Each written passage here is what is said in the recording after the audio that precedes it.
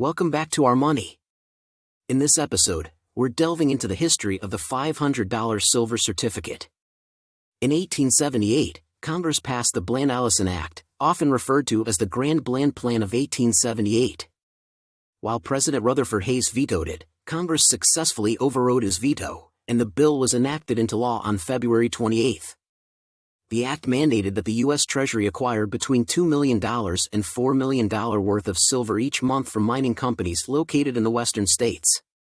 This procured silver would subsequently be minted into coins. Moreover, the legislation permitted individuals to deposit silver coins with the Treasury, provided the amount was no less than $10. In return, depositors would be issued certificates representing the value of their deposits. As a result, the first silver certificates, with denominations ranging from $10 to $1,000, entered circulation. That same year, the inaugural $500 silver certificates were introduced to the public. The series of 1878 $500 note prominently displayed on its right the portrait of Charles Sumner, a senator from Massachusetts who served from 1851 until his passing in 1874. Sumner was a staunch advocate for the abolition of slavery. The design of the note boasted a pronounced red Treasury seal at its upper center, complemented by a prominent red, stylized 500 at the bottom center. Blueprinted serial numbers adorned both the bottom left and upper right corners. The note's identity as a certificate of deposit was clearly marked along the upper border's center.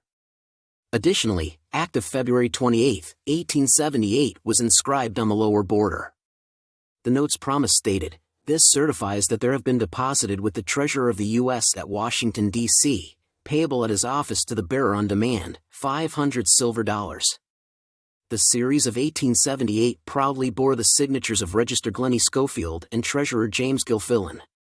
In addition to these, the notes were countersigned by the Assistant Treasurer of the U.S., Albert Wyman.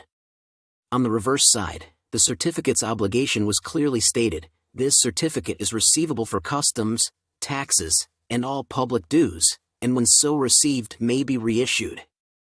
The label silver certificate was emblazoned at the center, with the word silver rendered in an elegant stylization. The note's denomination, $500, was inscribed along the bottom border.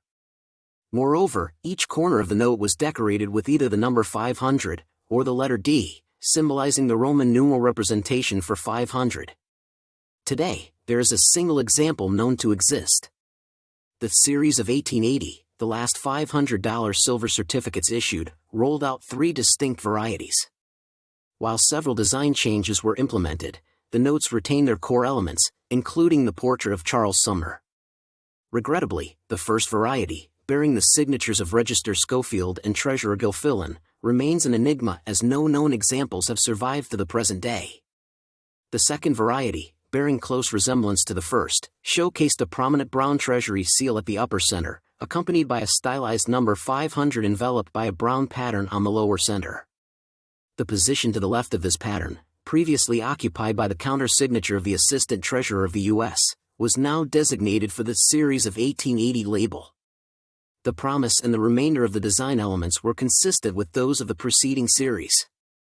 This variety featured the printed signatures of Register Blanche Bruce and Treasurer Gilfillan, with only 5 known specimens of this note still in existence. The third and final variety, while maintaining the design of its predecessors, is distinguished by the signatures of Register Bruce and Treasurer Albert Wyman. Currently, a mere 2 notes of this variety are known to have survived. On the reverse side, all the varieties of this series of 1880 faithfully mirrored the design of the series of 1878. We are thrilled to have journeyed with you through this interesting chapter in our money's history. Remember, stay curious.